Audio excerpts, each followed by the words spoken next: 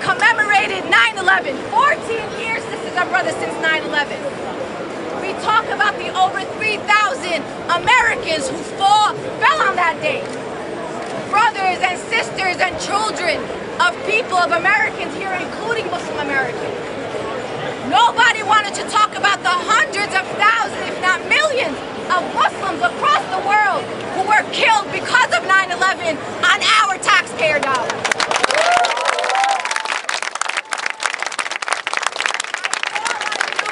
Not to wait for dead babies in Palestine, dead Kurds on seashores, Syrians starving. Winter is coming, sisters and brothers, no shelters for these people. Syria has always welcomed refugees. As a Palestinian, I can tell you the number of Palestinians who have been embraced and loved by Syria and the Syrian people. As an American, we need to demand that our government show hospitality to these people because of allowing someone like Bashar al-Assad to continue to reign in Syria.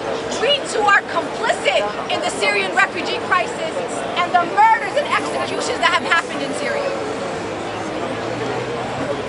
Sisters, and the ability that we created in the other side of the world created ISIS. We are complicit in the very people that we're going to fight right now across the world. And when I say we, I mean me too. My daughter is here with me, sisters and brothers. She's 11 years old in 6th grade. And when I watch these children who have no hope in this world, children who ask, why do you have to put me on a boat and take me away from my home? Imagine, sisters and brothers, this was you and your family. Someone said you do not take your children to sea if it wasn't safer than the land. But we also have to remember, sisters and brothers, that our country is not friendly to refugees. We are not friendly to immigrants. We still, as a country, have not passed comprehensive immigration reform in this country that is made of immigrants and built by immigrants. Right. Some who chose to come here, and others that we forced to come here 450 years ago. So while we ask our government to welcome Syrian refugees, and that we as Americans are demanding that, we need you in the fight to pass comprehensive immigration reform, because no one and no human being is illegal.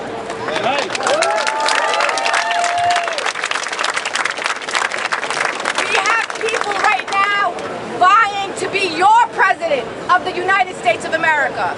I want a president that respects every single human being that lives in this country. I want a presidential candidate who's going to stand up and say, we welcome refugees here with open arms. We will support refugees until they get off their feet and become contributing members to our economy and to our society. I want a presidential candidate who is anti-war and pro-diplomacy and pro-democracy across the world. I want a presidential candidate that says immigrants are a vital part of who we are as a nation. I want a presidential candidate who, with no shame, stands up with pride and says, in this country, Black Lives Matter. If that's not the kind of president you want in this country, then we all have to reevaluate who we are as Americans. Right now, today, our Syrian sisters and brothers, Kurdish sisters and brothers, they need us, sisters and brothers, and we have the resources.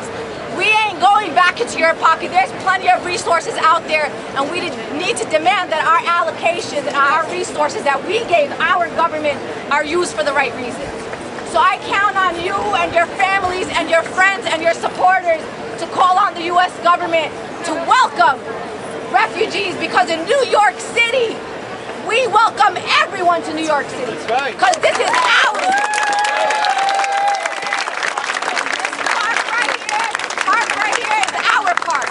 These streets are our streets. This country is our country. And we say, welcome refugees now. Woo!